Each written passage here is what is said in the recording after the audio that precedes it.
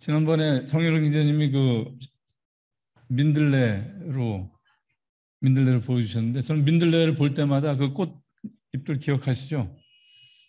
그 아이들 그 가위로 이렇게 종이 공작 하듯이 주님께서 종이 공작 해놓으신 그 꽃이 그 민들레 아닌가, 저는 그런 생각을 하게 됩니다.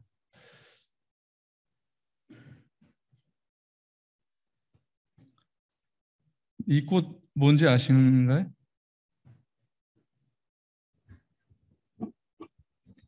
꽃양귀비라고 합니다. 꽃양귀비. 요즘 많이 보이더라고요. 그래서 가까이 가서 보시면 이거는 꼭 주님의 옷자락을 이렇게 떼서 꽃으로 만드신 것 같은 그런 생각이 들어요. 예수님께서 백합화를 생각해 보라 하시면서 솔로몬의 모든 영광으로도 입은 것이 이 꽃 하나만 갖지 못하였느니라. 그렇습니다. 정말 너무 어떻게 이 참혹한 이 사람의 땅에 이렇게 하늘의 것을 같이 이렇게 두셨는지 좀 그런 생각이 듭니다.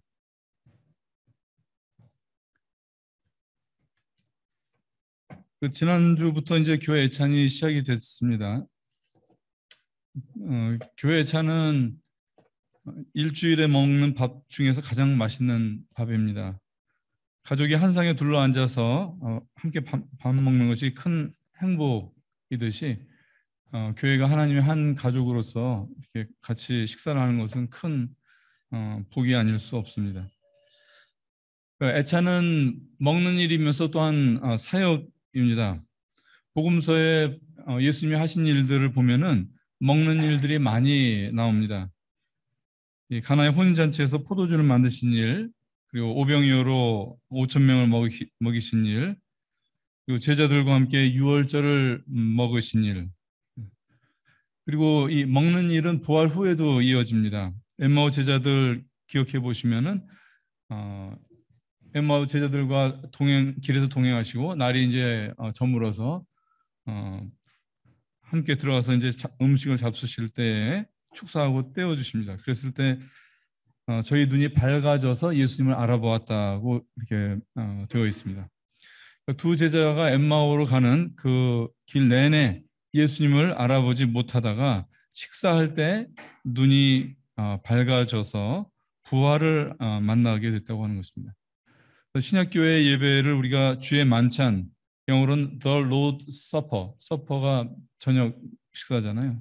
The Lord Supper 이렇게 만찬이라고 하는데, 이 주님을 기억하는 것을 어떤 이 건조한 어떤 의식에 두지 않으시고 먹는 것과 결부해서 주님을 기억하게 하셨다고 하는 것입니다. 그래서 이건 엠마오 제자들이 그러했던 것처럼 우리가 만찬 예배를 통해서 주님에 대해서, 십자가에 대해서, 또 우리 소망에 대해서 더 눈을 뜨는 게 되는 것 같습니다. 그리고 갈릴리로 돌아간 제자들을 또 예수님이 찾아가셨을 때 기사를 보면은 요한복음 21장에 그 디베랴 바다로 이제 가서 베드로가 이제 동료들하고 같이 이제 고기를 다시 잡잖아요. 그리고서는 근데 밤새 잡아도 이제 아무것도 잡지 못하고서 있었을 때 예수님께서 준비를 하십니다. 육지에다 이제 숯불을 준비하시고 그다음에 생선과 떡도 준비를 하셨던 것을 알 수가 있습니다. 그리고 그 제자들이 이제 무트로 내렸을 때 와서 조반을 먹으라 이렇게 하셨어요. 그래서 많은 일들이 먹는 일이었던 것입니다. 밤새 차가운 바다에서 일한 제자들을 위해서 예수님께서 이렇게 숯불과 먹을 것을 준비하셨던 것이고, 그 다음에 이제 예수님이 승천하신 이후에 사도행전에 보면 이제 교회가 시작이 되는데 교회에도 이 먹는 일이 많이 나옵니다. 특히 이제 2장에 보면은 그 예루살렘 교회의 모습이 나오는데 여기 보면은 교회의 어떤 완전한 전형이 어떠해야 될 것을 다 우리한테 말씀을 해주시고 있습니다. 그 사도행전 2장 46절을 보면은 날마다 마음을 같이하여 성전에 모이기를 힘쓰고 집에서 떡을 떼며 기쁨과 순전한 마음으로 음식을 먹고, 그래서 이 한 절에 보면은 두 가지 장소와 두 가지 일이 나옵니다. 믿는 자들이 있어야 될 장소가 어디인지, 그는 성전과 집이라고 하는 것이고, 해야 되는 일은 무엇이냐? 떡 되는 일과 음식을 먹는 일이라고 하는 것입니다. 다시 말해서 떡 되는 일은 우리가 예배를 해야 된다는 것을 말씀하시고, 그 다음에 식사는 말 그대로 우리가 함께 식사하는 것이 교회의 중요한 일 중에 하나라고 하는 것을 말씀해 주시더라고요. 우리가 이제 교회 식사를 애찬 그러죠. 애찬. 애는 사랑 애자고 찬은 밥찬자입니다. 우리말로 풀면은 사랑의 식사. 함께 식사하는 것은 사랑을 실천하는 것이더라고요. 주님께서 우리에게 서로 사랑하라고 명하셨습니다. 그때 명하셨을 때 아가페하라 그렇게 하셨거든요. 근데 이 아가페라고 하는 것이 우리가 상당히 좀 고차원적이고 어렵고 그런 것으로 생각을 하잖아요. 근데 아가페라는 것의 그 뜻을 보면은 한 두 가지 정도를 생각할 수가 있는데, 하나는 웰컴, 환영하는 것입니다. 사람을 환영하는 것. 그것이 아가페의 모습의 하나이고, 또 하나는 엔터테인, 오늘 영어를 써서 죄송한데요. 엔터테인 또는 엔터테인먼트라는 말 들어보셨잖아요. 그러니까 이 엔터테인먼트라는 것이 요즘 무슨 TV 프로그램이나 뭐 이런 데서 우리가 많이 접해서 그렇지, 그 원래 뜻은 대접한다 그런 뜻이고, 특별히 집에서 음식으로 대접하는 것을 엔터테인의 제일 가까운 모습이 그것입니다. 학교에서 아이가 돌아옵니다. 엄마가 어떻게 하나요? 팔을 활짝 벌려서 아이를 맞아주고, 그리고 맛있는 간식을 만들어서 아이를 대접하잖아요. 그것이 바로 아가페입니다.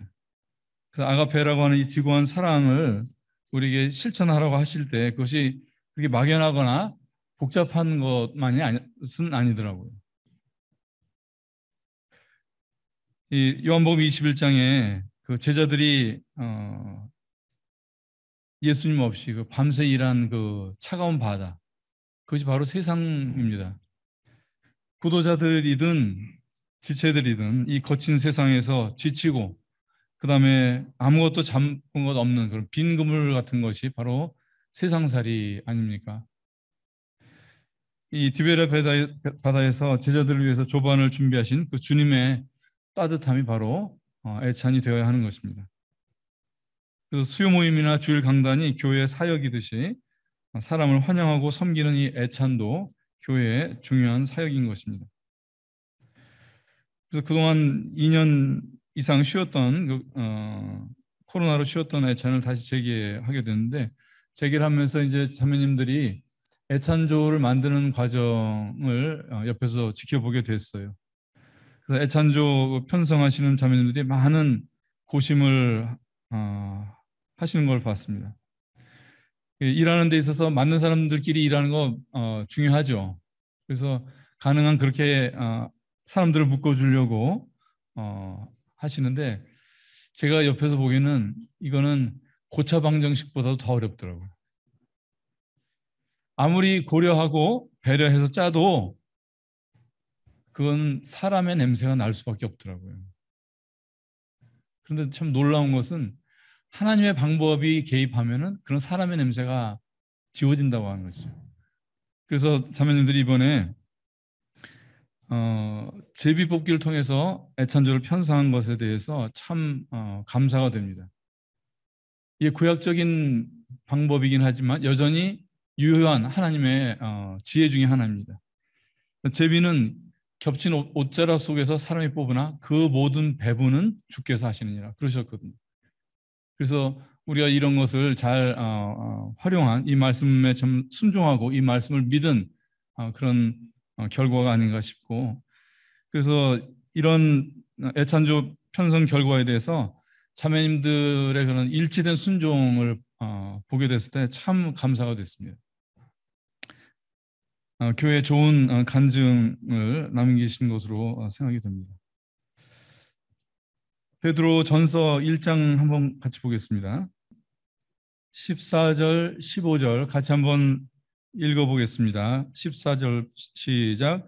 너희가 순종하는 자식처럼 이전 알지 못할 때에 줬던 너희 사역을 본받지 말고 오직 너희를 부르신 거룩한 자처럼 너희도 모든 행실에 거룩한 자가 되라. 우리 15절 말씀 잘 알잖아요. 그런데 15절에 우리로 거룩한 자가 되라고 하실 때 그 앞에 보면은 이거는 순종하는 자식이 전제가 되어 있더라고요. 순종하는 자식을 향해서 거룩한 자라고 말씀을 하시는 것입니다. 순종은 거룩의 기초입니다. 그래서 우리 사람의 본성은 뭐냐면 거룩한 것에 순종하려고 해요. 그게 아니라 하나님의 뜻은 무엇이냐? 순종하는 것이 거룩한 것입니다. 지난번에 제가 요한복음 5장에서 좀 나눴습니다. 거기서 이제 이 동등됨이라고 하는 것에 있어서 하나님과 사람 사이에 그 생각의 차이가 있다고 하는 것을 말씀을 드렸습니다. 이 사람의 생각에서 동등됨이라고 하는 것은 계급적인 개념이고 이것은 사단으로부터 왔다고 말씀을 드렸습니다. 그래서 사람들은 동등하면 경쟁심이 생기고 차등이 생기면 한쪽은 우쭐해지고 한쪽은 열등감에 빠지고 그런 것이 하나님의 동등함은 계급적인 개념이 아니라고 했습니다. 그것을 드러내는 것이 바로 성경 안에서 우리가 발견하는 이 세 분 하나님의 상호 경외라고 했습니다.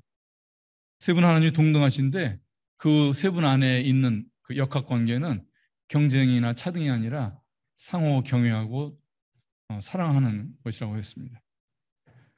우리 가정에서 이런 그 긴장이 없는 관계를 발견하게 되는 것도 이것이 하나님으로부터 왔기 때문에 그런 것입니다. 가정과 이 교회를 벗어난 세상의 모든 사회 속에서는 이 사단적인 동등함이 사람들을 지배하고 있는 것입니다. 이 하나님의 이 상호 경외하심 이것이 땅에 나타난 바가 무엇일까요? 그것이 바로 예수님의 십자가더라고요. 너희 안에 이 마음을 품으라. 곧 그리스도 예수의 마음이니 그는 하나님과 본체시나 동등됨을 취할 것으로 여기지 아니하시고 오직 자기를 비워 종의 형체를 가져 사람들과 같이 되었고 사람의 모양으로 나타나셨으며 자기를 낮추시고 죽기까지 복종하셨으니 곧 그 상호 경외의 하나님 곧 십자가에 죽으심이라. 십자가는 참혹하고 어두운 사건이지만 그 이면은 이 하나님의 사랑이 드러나는 거룩한 그런 사역이었더라고요. 하나님과 사람 사이에 이 다른 것이 동등함의 개념만 다른 것이 아니더라고요.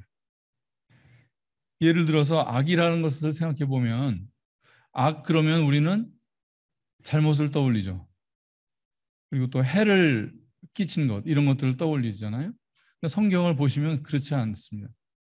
예레미야 2장에 보면은 내 악이 너를 징계하겠고 내 패역이 너를 책할 것이라. 그런즉 내 하나님 여호와를 버림과 내 속에 나를 경외함이 없는 것이 악이요. 그렇게 말씀하시죠. 악의 정의가 사람의 생각과 하나님의 생각이 다른 거예요. 영생 그러면 사람은 어떻게 생각해요? 사람들은 영생 그러면 사람들은 시간이 끝없이 이어지는 것을 먼저 떠올리잖아요. 사람에게 있어서 영생은 시간적인 개념이에요. 근데 우리 성경에서 발견하는 영생은 어떻습니까? 영생은 참 하나님과 그의 보내신 자 예수 그리스도를 아는 것입니다. 달라도 이렇게 다를 수 없어요.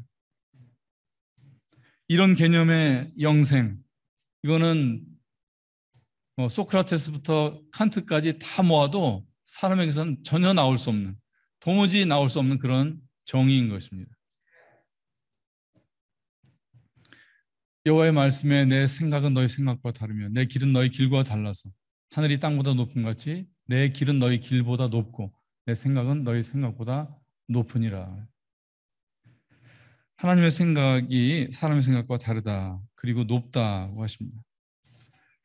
제가 믿음 안에서 시간이 지나면서 알게 되는 것 중에 하나가 무엇이냐면은 사람의 지성이라고 하는 것이 총체적으로 이게 망가져 있더라고요.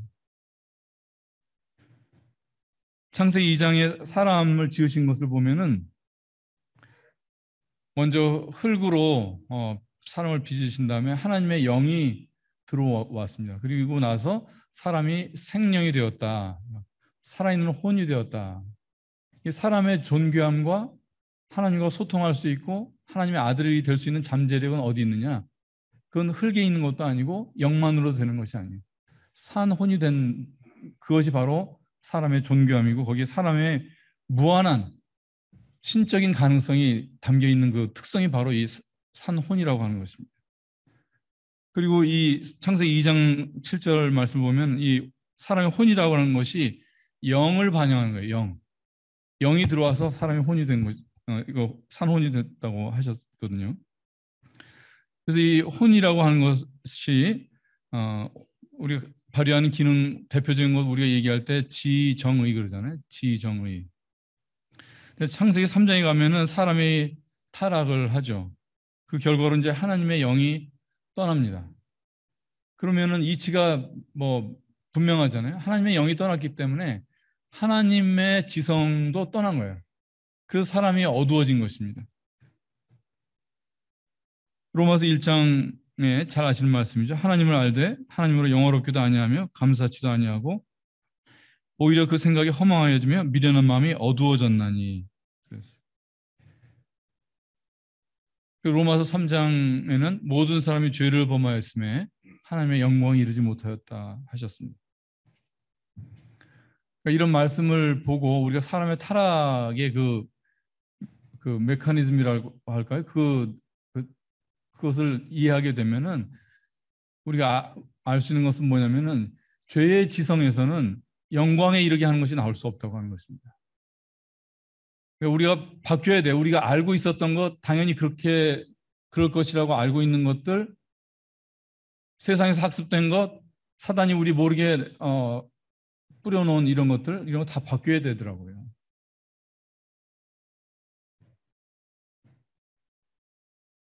그래서 진리에 속한 개념들, 이게 다 새로 배워야 됩니다.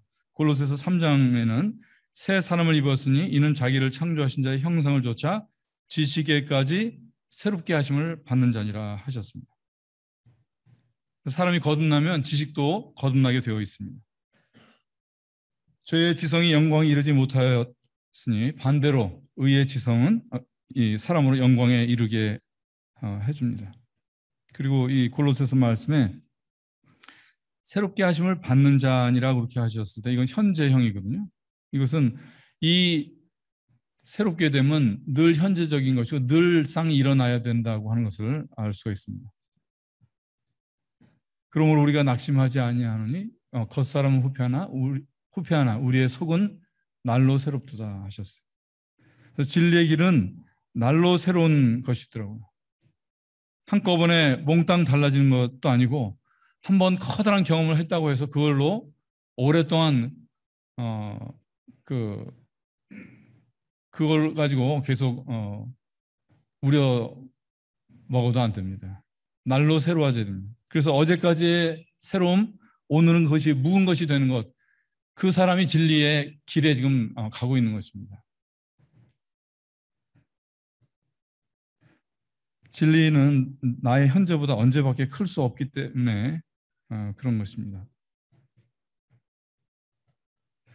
지난번에 이제 이 요한복음 5장을 했었는데 이 하나님과 동등됨에 대해서 유대인들이 크게 분노를 하게 되는데 이 똑같은 이슈가 더 증폭돼 가지고 나오는 것이 요한복음 10장입니다. 그리고 유대인들이 아주 몹시 살벌해진 살기를 띠는 상황까지 가게 되죠. 요한복음 10장을 다 같이 보시겠습니다. 요한복음 10장 30절 제가 읽겠습니다. 요한복음 10장 30절 나와 아버지는 하나이니라 하신대 유대인들이 다시 돌을 들어 치려 하거늘 예수께서 대답하시되 내가 아버지께로 말미암아 여러 가지 선한 일을 너희에게 보였거늘 그 중에 어떤 일로 나를 돌로 치려 하느냐. 유대인들이 대답하되 선한 일을 인하여 우리가 너를 돌로 치려는 것이 아니라 참남함을 인함이니 네가 사람이 되어 자칭 하나님이라 함이로라. 예수께서 가라사대 너희 율법에 기록한 바 내가 너희를 신이라 하였노라 하지 아니하였느냐. 성경은 패하지 못하나니 하나님의 말씀을 받은 사람들을 신이라 하셨거든. 우리 중에 예수님 영접하고 구원받았을 때 내가 신이 되었구나 이렇게 생각하는 분 있으세요?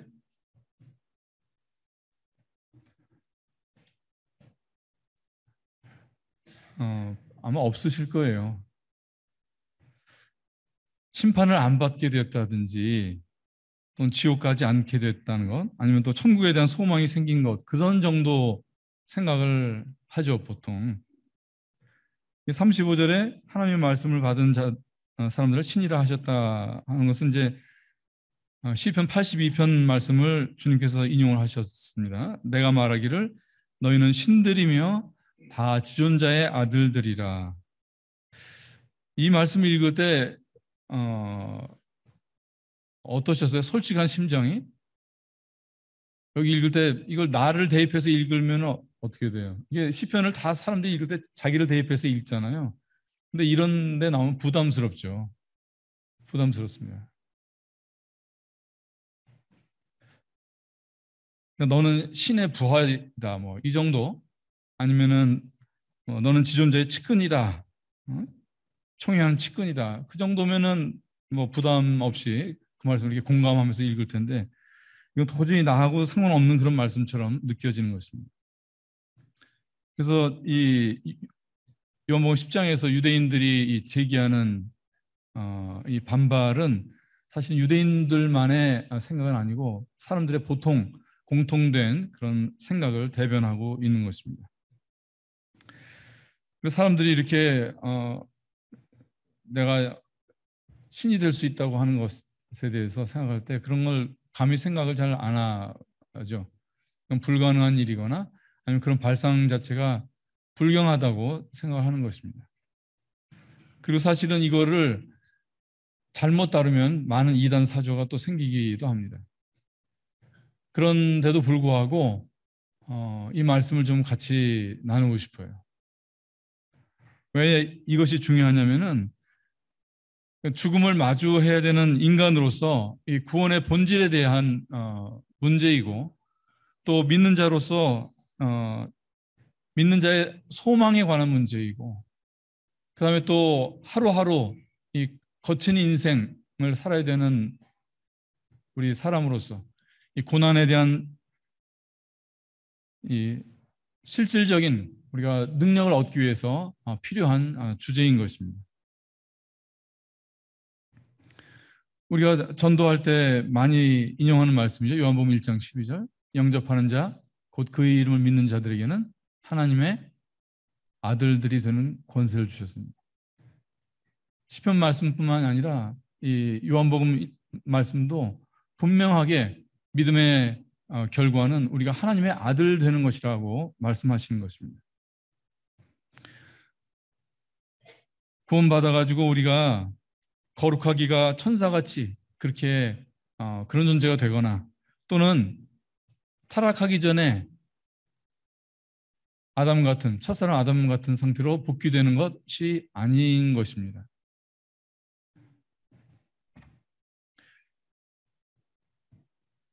그래서 이 말씀은 사실 요한복음 1장 12절 아니면은 시편 82편의 그 말씀은 사실은 우리가 상당히 자주 대하는 말씀이지만 이게 그 무게를 다 사실 알 수가 없더라고요. 우리 예배 찬송가집 보시면 존 다비 찬송시 중에 그게 있어요. 나도 된다네 하나님 아들. 거기 1절 보시면은 나도 된다네 하나님 아들. 이것이 바로 그 은혜인가. 가슴 벅차다 하나님 아버지 영광 그 형상대로 날 낳으셨네. 영어 가사를 보면은요, 이렇게 돼요. 내가 하나님 아들 된다고? 은혜라고 하는 것이 바로 이것인가? 이 물음표가 두 개나 있어요. 저는 이 물음표들이 정직한 것이라고 생각이 되더라고요. 대통령 아들도 되어본 적이 없는 것이 사람들인데 하나님 아들이 된다고 하는 것이 사람의 경험치 밖에 있는 일입니다. 그래서 오늘 제가 조금 이런 문제를 성도님들과 함께 생각을 해보지만 앞으로 더 이 지식, 이런 신학 또는 이 소망이 우리 가운데 더 만져지듯이 뚜렷해지기를 바랍니다. 다시 한번 잠깐 보시고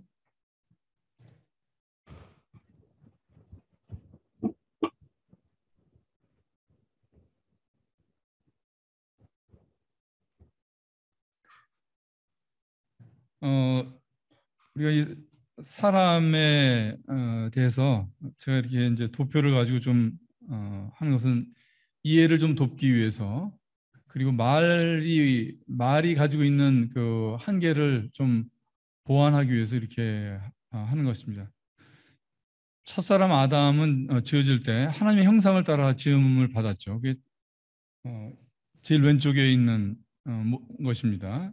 사람을 간단하게 이렇게 표시를 했어요. 그래서 이 흙으로 지어졌을 때 그 흙은 아담이라는 말이고, 아담이 이제 흙이라는 뜻도 되고 붓다는 뜻이 되죠. 그래서 우리 이 사람을 이제 홍진 그렇게 얘기할 때 사람의 육신이 붓기 때문에 그렇게 얘기를 합니다. 그래서 이 처음에 아름다운 이 붉음과 그 안에 하나님의 영과 그 영으로부터 나온 사람의 혼이 이렇게 돼 있었는데, 창세기 3장에서 이제 사단의 이 유혹에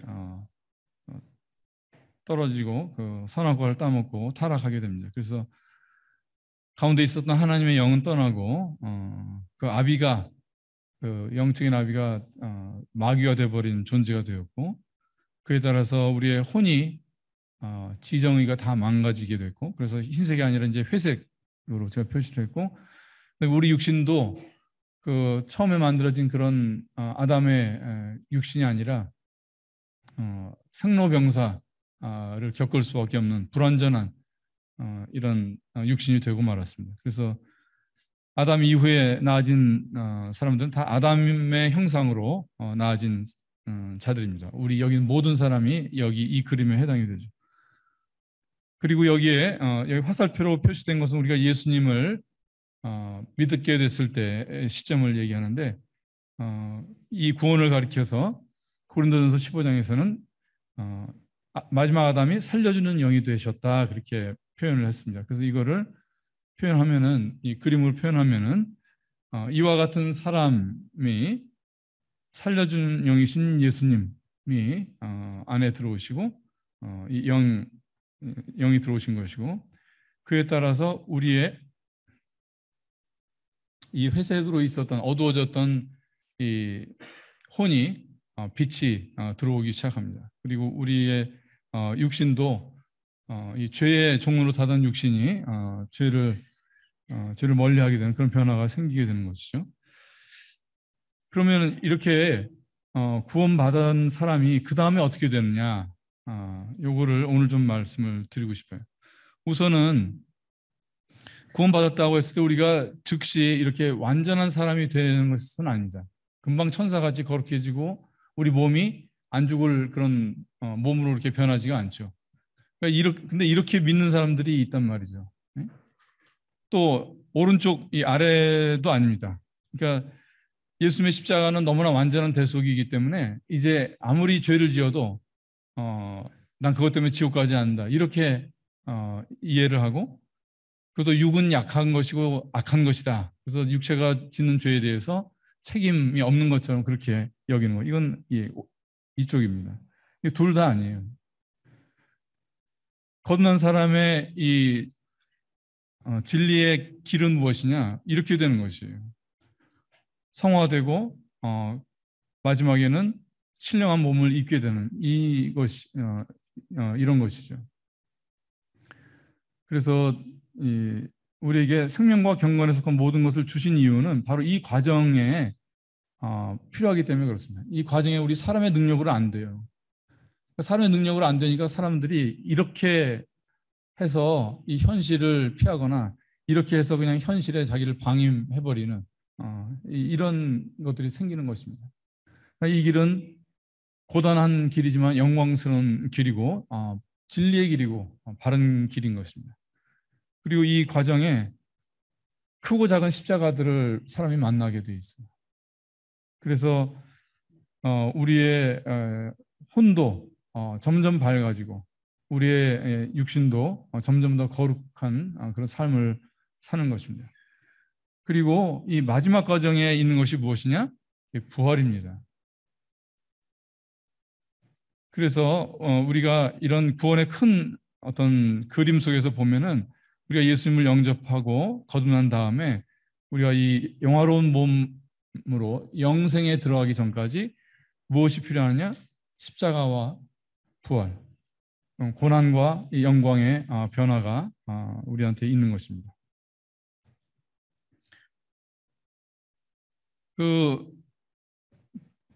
요게 이제 우리라고 생각을 해보면 여기 고린도전서 15장에 우리가 흙에 속한 자의 형상을 입은 것 같이 또한 하늘에 속한 자의 형상을 입으리라고 하셨습니다. 근데 먼저 우리 앞서서 먼저 부활의 첫 열매가 되신 주님을 가리켜서 아가서에는 희고도 불구시다 이렇게 말씀하고 있거든요. 나의 사랑하는 자는 희고도 불고 만 사람에 뛰어난다. 그래서 이 아가서 5장 말씀은 주님께서 바로 신성과 인성을 다 가지신 분이시라고 하는 것을 이 두 가지 색으로 계시하고 있는 것입니다. 이것에 해당되는 말씀이 요한복음 1장 14절이거든요. 말씀이 육신이 되어 우리 가운데 거하시며, 그러니까 희신 하나님이 붉은 육신이 되어 우리 가운데 거하시며, 이 말씀인 것입니다. 그리고 이 주님의 불구심은 십자가의 죽으심으로 끝난 것이 아닙니다. 예수님이 부활하실 때 다시 이 불구심을 입으셔요. 그래서 누가복음 24장에 보면은 제자들이 이 부활하신 예수님을 보고 놀랐을 때 예수님께서 그렇게 말씀하시잖아요. 어찌하여 두려워하며 어찌하여 마음에 의심하느냐. 내 손과 발을 보고 나인 줄 알라. 또 나를 만져보라. 영은 살과 뼈가 없을 때 너희 보는 바와 같이 나는 있느니라. 예수님은 영으로 희시기만 한 그 하나님으로 그렇게 복귀하신 것이 아니더라고요. 주님은 다시 만질 수 있는, 그리고 눈으로 볼 수 있는 몸을 가지고 부활하신 것입니다.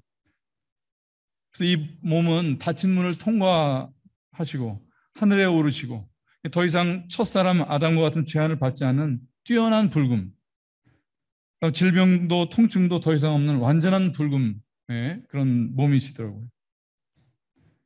그래서 예수님은 완전한 사람으로서 처음이신 것입니다. 그래서 구원이라고 하는 것은 바로 희고도 붉으신 주님과 사람의 이 생명의 격이 같아지는 거예요.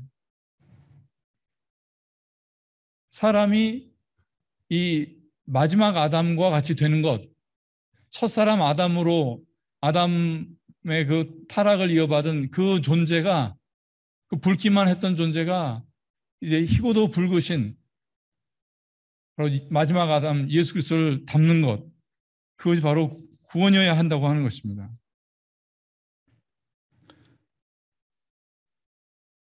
빌립보서 3장에 보면은 그가 만물을 자기에게 복종케 하실 수 있는 자의 역사로 우리의 낮은 몸을 자기 영광의 몸의 형체와 같이 변케 하시자. 너무나 분명한 바로 이와 같은 그림에 대한 말씀이 되는 것입니다. 그래서 예수님을 마지막 아담이라고 하시는 것의 의미는 사람의 표준이 첫사람 아담에서 예수님으로 바뀌었다고 하는 것입니다. 그리고 그것은 우리가 성도로서 져야 되는 이 무수히 많은 십자가, 그리고 이 부활의 이 사건을 통해서 완성되는 것입니다. 계시록 22장에 보면은 마지막 부분에 이런 말씀이 나와요. 성령과 신부가 말씀하시기를 오라 하는도다, 오라 하신도다, 듣는 자도 오라 할 것이요, 이렇게 말씀이 나오는데 여기 보면은 성령, 하나님이신 성령과 신부, 이 교회가 같은 권위로서 얘기를 한 권위 안에 참여하고 있는 것을 볼 수가 있습니다.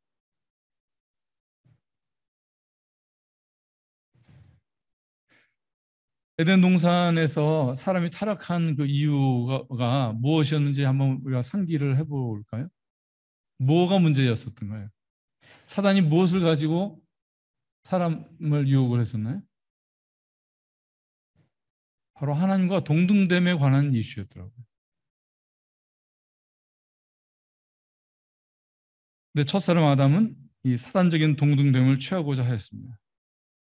그 결과는 사망, 분리, 미움, 경쟁과 시기, 교만, 아니면 열등감. 이것이 세상을 지금 슬프고 참혹하게 만들고 있는 것 아닙니까? 마지막 아담 예수님, 하나님의 본체시나 하나님과 동등됨을 안 취하셨습니다.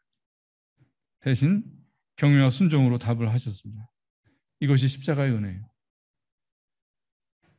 그리고 만약 이것이 진리라고 하면 우리가 믿은 그 결과는 경건에 속한 모든 것을 회복해가고 그리고 신의 성품에 참여하는 처음 완전한 사람이 되신 부활의 첫 열매가 되신 우리 앞서 완전한 사람이 되신 예수님과 우리가 같아져야 되는 것입니다.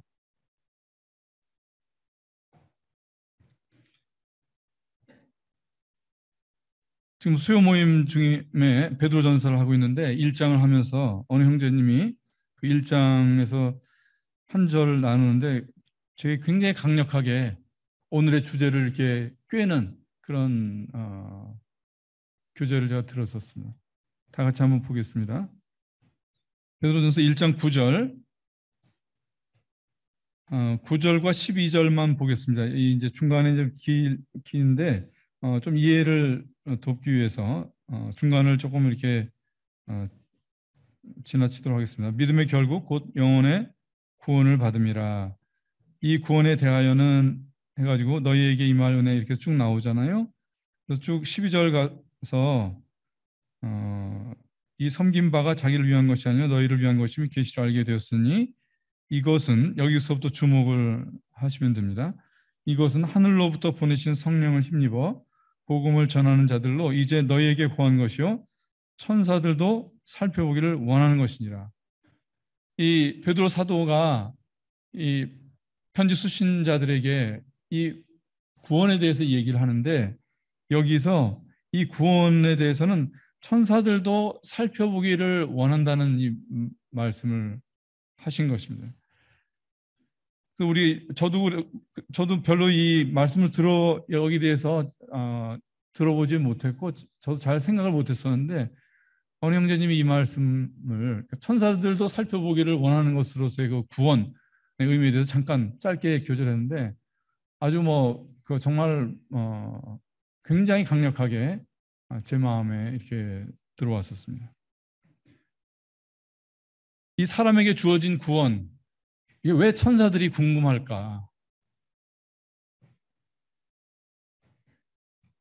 이 구원은 예수님이 먼저 인자로 오시고 고난받으시고 그 다음에 십자가의 사역을 마쳤지만 영화로운 몸으로 다시 한번 그 불금을 입으신 이 일이 왜 천사들도 살펴보기를 원하는 것인가? 이 구원의 결과가 바로 첫 창조에 속하지 않은 그런 사람들이 나오기 때문에 그렇습니다. 첫 창조에 속했던 아담, 천사들이 살펴볼 거리가 없어요. 관심거리가 뭐가 있습니까? 이 타락한 사람들에게 천사들이 주목하고 관심을 가질 이유가 없는 거예요. 사람이 구원받은 결과로 천사같이 착해진다는 거 그것도 아니에요. 천사들이 이미 자기들인데 천사들이 뭐가 그게 궁금하겠어요.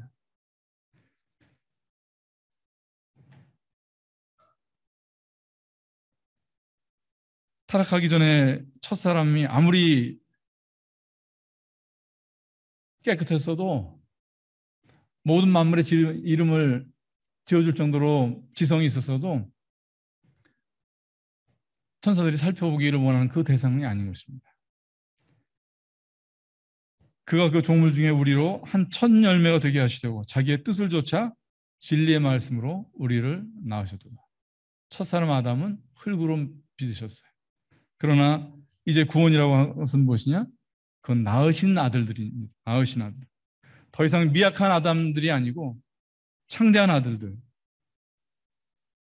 이 첫 창조 또 이 첫 인류의 역사에 속하지 않은 그런 새로운 존재들, 그런 것들을 얻으시는 것이 하나님의 구원의 뜻인 것입니다. 만물이 인하고 만물이 말미암은 자에게는 많은 아들을 이끌어 영광에 들어가게 하시는 일에 저희 구원의 주를 고난으로 말미암아 온전케 하심이 합당하도다. 거룩하게 하시는 자와 거룩하게 함을 입은 자들이 다 하나에서 난지라. 그러므로 형제라 부르시기를 부끄러워 아니하시고. 하나님의 소망은 많은 아들들을 얻으시는 것입니다. 그리고 예수님은 자기 닮은 형제들을 얻으시는 것입니다. 다 하나에서 난지라. 그래서 그리스도와 같은 영적인, 그리고 이제는 몸마저도 같은 유전자를 가진 그런 나아진 아들들, 이것이 바로 우리의 믿는 자의 미래인 것입니다. 그리고 그리 될 수 있는 이 존재가 만물 중에 오직 사람이라고 하는 것입니다. 그래서 천사들이 궁금해하는 거예요.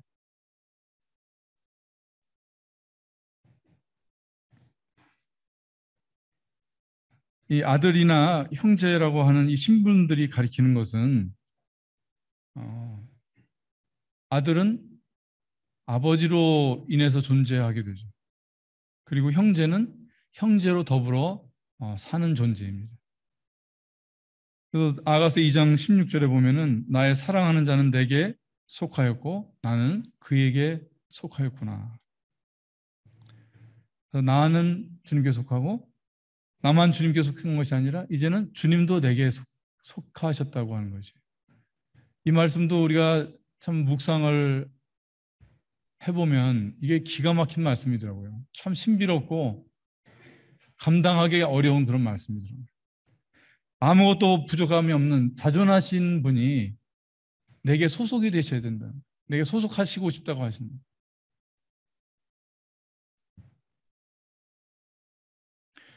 베드로가 이제 가버나움에서 성전세 받는 사람들한테 이제 세 내라고 요구를 받았을 때 예수님께서 물고기를 잡아다가 그 입에서 갖다가 내라. 너와 나를 위해서 갖다 내라. 근데 한 세겔을 얻을 것이라고 그랬거든요. 한 세겔 갖다가 이제 베드로가 줬겠죠. 성전세 받은 사람한테. 그 한 세겔 안에 누가 있어요? 베드로가 속했고 예수님이 속했더라고요.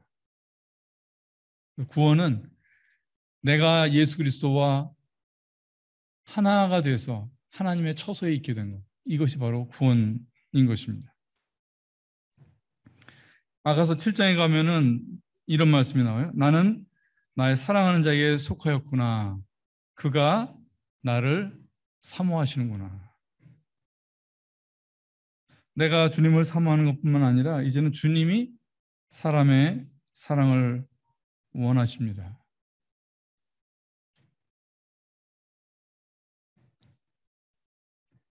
하나님이 부족한 것이 있는가 봐요. 놀랍지 않습니까? 내가 하나님께 속하고 싶고 하나님의 사랑을 받고 싶은 것, 이제는 그 지식을 넘어서 이제는 하나님이 내게 나의 일부가 되고 싶고 나의 일부로 존재하시게 된 것, 그리고 나의 사랑을 원하신다고 하는 이거 세상 어디에서 이런 사랑이 있나요? 사람의 어떤 관계가 이런 것을, 이런 소망을 우리한테 주나요?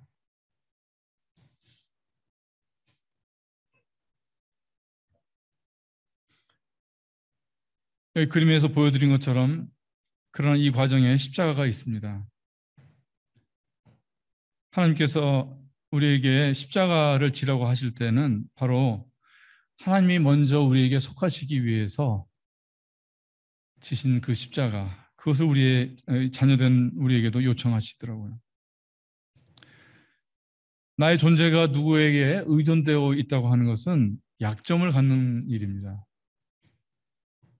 사람들은 그래서 이 약점을 안 갖기 위해서 돈을 통해서든지 지위를 통해서든지 아는 것을 통해서든지 다 독립하려고 그래요. 남한테 의존하고 싶지 안 하거든요.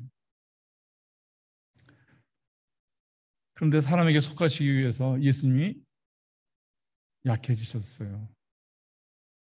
우리 빌립보서 2장 말씀 기억하시면 알죠? 그래서 우리가 이제 이 사람과 연합한다고 하는 것, 이것은 약점을 갖겠다고 하는 것입니다. 그리고 그 위험을 감수한다는 것입니다. 그것이 아니고서는 우리가 연합할 수가 없더라고요. 우리가 늘 연합에 대해서 이야기하고 그 중요하고 중요한 가치에 대해서 말하지만 우리는 하나님께서 먼저 보이신 이 연합, 하나님의 그 성품으로서의 연합에 걸맞는 그런 우리 희생을 우리 아직 치르지 않았습니다.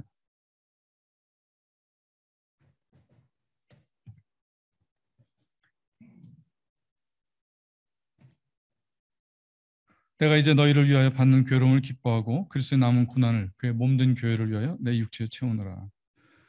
우리에게 매일같이 지라고 하신 십자가, 이거는 바로 이 그리스도의 마음, 하나님 세 분 하나님 안에 있었던 이 마음이 와닿는 사람들에게 이 십자가를 질 수 있는 힘이 생깁니다. 그리고 주님께서는 가까이 오게 하고 싶은 사람들에게는 십자가를 주시더라고요.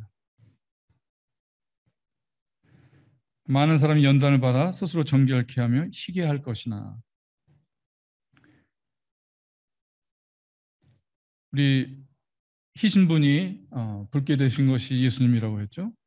근데 이 원리는 예수님한테만 해당되는 것이 아니라 그의 형제들에게도 똑같이 해당이 되더라고요. 성도에게서도 한 말씀이 육신이 되고 또 한 말씀이 어느 한 말씀이 또 육신이 돼요. 또 한 말씀이 육신이 되는 것. 그것이 성도가 예수님과 같이 희고도 붉은 이런 존재가 되는 과정에서 겪게 되는 것이고, 그래서 거기에는 고난이라는 것이 있습니다. 아까 보여드린 그 X표 친 그 길들, 그거는 왜 진리가 아니냐? 그건 십자가가 없어요. 그렇기 때문에 그것들은 진리가 아닙니다. 아무리 좋게 들려도 그건 진리가 아닌 것입니다.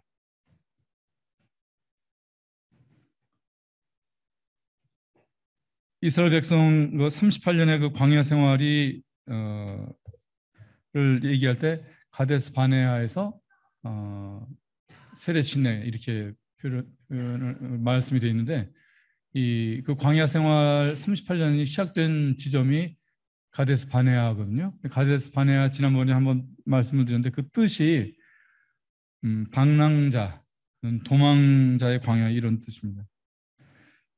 우리가 구원받기 전에 사람이라는 존재는 하나님으로부터 벗어나려고 하는 도망, 이거 방랑이에요. 왜냐하면 선악과를 취한 이후의 사람은 하나님한테서 간섭받기 싫은 본성이 생겼거든요. 사단의 로망이 뭐냐? 하나님으로부터의 독립이에요. 그래서 반대로 이것을 우리가 구원을 이해를 한다고 하면은, 구원이라고 하는 것은 의존성과 사귐이 생기는 것입니다. 하나님에게 의존성이 생기고 나의 존재가 하나님에게 의존되어 있고 나의 존재와 나의 삶이 타인에게 의존되어 있는 것입니다. 이것이 우리가 가족이라고 하는 것은 태생적으로 출생적으로 주신 거예요. 근데 그것을 넘어서는 사람과의 의존성이 생긴 것, 그것이 참다운 성도고 그가 이 십자가의 사랑, 먼저 내게 속하신 그 하나님의 사랑을 이해하는 사람인 것입니다.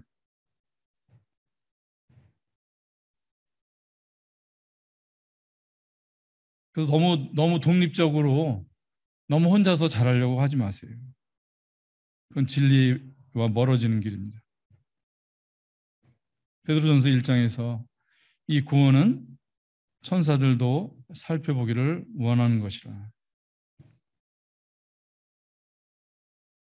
나는 천사들이 살펴보기를 원하는 그런 사람인가?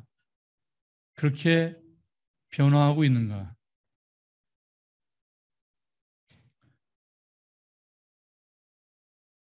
우리 교회는 천사들이 살펴보고자 하는 그런 사람들의 모임인가?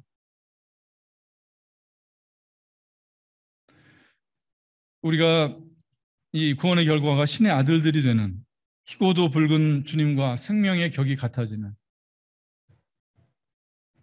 이런 것이 정말 우리가 믿는 진리가 되어야 되고, 이 신학이 정말 정립이 됐으면 좋겠어요. 그리고 우리가 외면하지 않고, 이 어떻게 보면 굉장히 어렵고 부담되는 이 말씀이지만 하나님의 말씀이잖아요.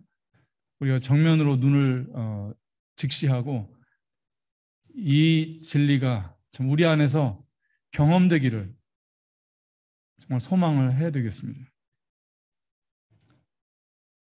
마지막으로 이것이 우리의 정말 경험 안으로 들어오려면은 그 답은 교회라는 생각이 듭니다. 이건 어디서 우리가 가서 배우거나 교회 밖에 다른 어떤 사회를 통해서는 배울 수 없는 것입니다. 성도들의 모임이 바로 이 생명의 맛보기가 되어야 되고, 하나님이 주신 생명, 이 부활로 영원롭게 될 우리의 미래에 대한 이 기대감, 이것은 우리가 교회 안에서 그리고 형제 사랑을 통해서만 생긴다는 것입니다. 이 부요해진 시대에 참 교회가 참 힘을 내기가 쉽지가 않습니다. 그리고 참 즐길 것이 많고 요즘 이 세상에서 교회가 어떤 새로운 희망을 줄 수 있을 것인가? 이 사람의 문명이 만들어내는 것 이상의 어떤 사람에 대한 희망과 그 그림을 우리가 제시할 수 있을 것인가? 우리가 증거가 돼야 돼요. 그건 세상을 위해서뿐만이 아니라 우리 자신을 위해서 또 필요한 것이에요.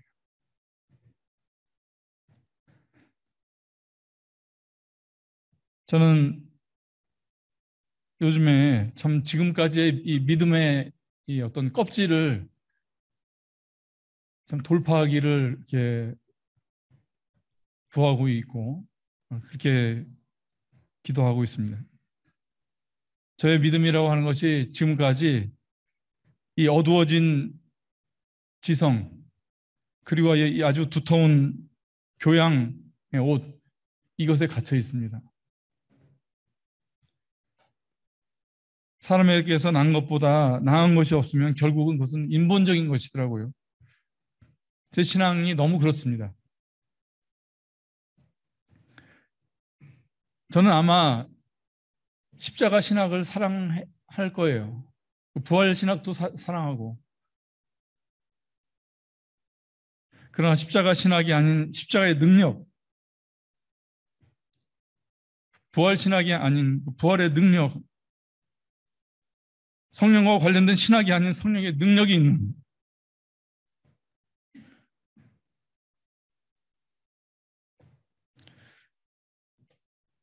그렇게 좀 변하고 싶습니다.